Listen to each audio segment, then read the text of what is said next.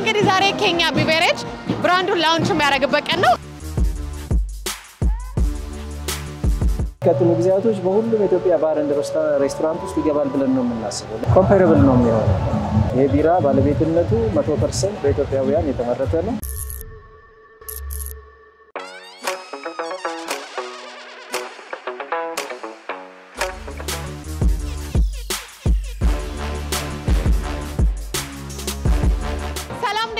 ፍሬነኝ ደግሞ ቅዳሜ ገበያ ፕሮግራማችን ነው። በዛሬው የቅዳሜ ገበያ ፕሮግራማችን ደግሞ በአዲስ ኢንተርናሽናል ኮንቬንሽን ላይ ተገኘው። እንግዲህ ዛሬ ኬኛ ቢቨሬጅ ብራንዱን ላውንች የሚያደርግበት ቀን ነው። እንደምታዩት እንግዲህ ደመቅ ያለ ፕሮግራም አዘጋጅተዋል። ፕሮግራሙ ምን ይመስላል የሚለውን ወደ እናንተ ማድረስ ይሆናል። አብራችን ቆዩ።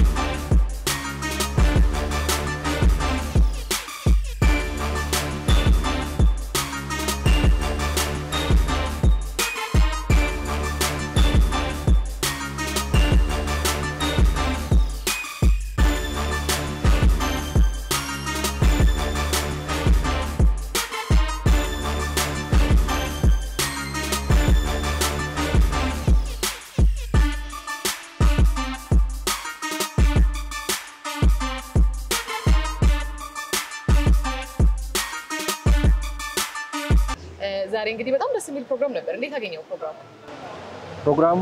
በጣም እንዳያችሁት ነው። በጣም ቆንጆ ነው። የፈለግነው ነገር ብዙ የጠራናቸው ሰዎች በብዛት ተገኝተዋል። ፕሮግራሙ እጅግ ማራኪ ነበር። በጣም ቆንጆ ነበር።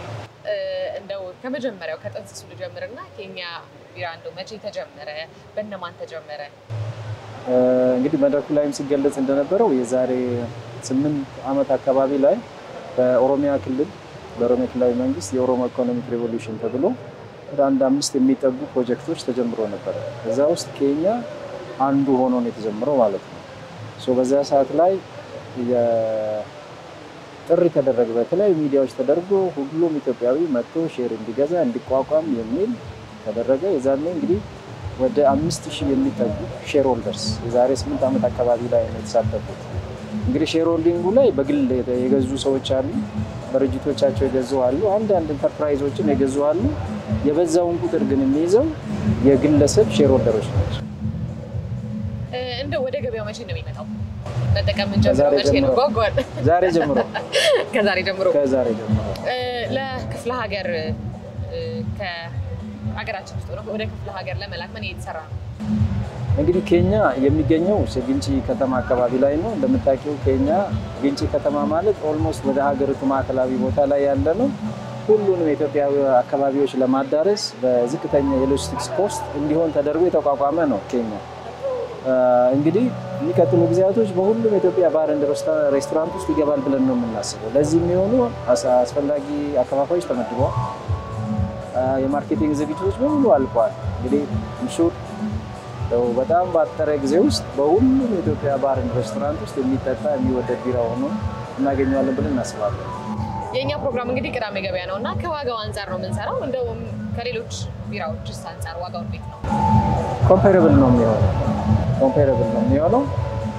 አሁን ሰው በሚጠጣው ዋጋ ብዙ ባራቀ ዋጋ ውስጥ በዛው ሬንጅ ውስጥ ይፋ የምናደርግ ይሆናል ማለት ነው። በመጨረሻ ማስተላለፍ የሚፈልገው መልዕክት ስለመጣችሁ ዊትነስ ስላደረጋችሁ እጅግ ደስ ብሎናል።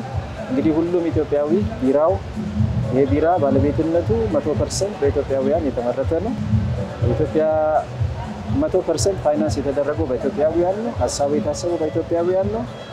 ተመልሶ የሀገራችንን ኢኮኖሚ የሚገነባ ተመልሶ ነገ ትምህርት ቤት የሚሆን ነገ መንገድ የሚሆን ሌላ ፋብሪካዎችን የምናገኝበት ከፍተኛ ታክስ ከፋይ ይሆናል ብለን ተስፋ የምናደርገው ቢራ ፋብሪካችን ነው። የሁላችንም ኢትዮጵያውያን ቢራ ፋብሪካ ነው። ይሄ ፋብሪካው ገበያ ውስጥ እንዲገባ ገበያ ውስጥ እንዲቆይ ትርፋማ ሆኖ እንዲቀጥል ሁሉም ኢትዮጵያዊ ባገኘው አጋጣሚ ሀገሩን የሚወድ ሰው ቢራን የሚወድ ሰው ምርቱን ቢጠቀም ሀገሩን እየገነባ እንዳለ ስሜት እንዲሰማው ያስፈልጋል። የተስናና ምርቱን እየተጠቀመ ግን ትምህርት ቤት እየገነባ ነው፣ መንገድ እየሰራ ነው፣ ሌላ ፋብሪካ እየገነባ ነው የሚለውን ሐሳብ ይዘው ሁሉም ሰው ይሄንን በጣም ከፍተኛ ጥራት የተመረተውን ቢራ ቢጠቀም የሚል መልእክት ነው ያለው። እናመሰግናለን። መልካም ቆይታ። በጣም አመሰግናለሁ።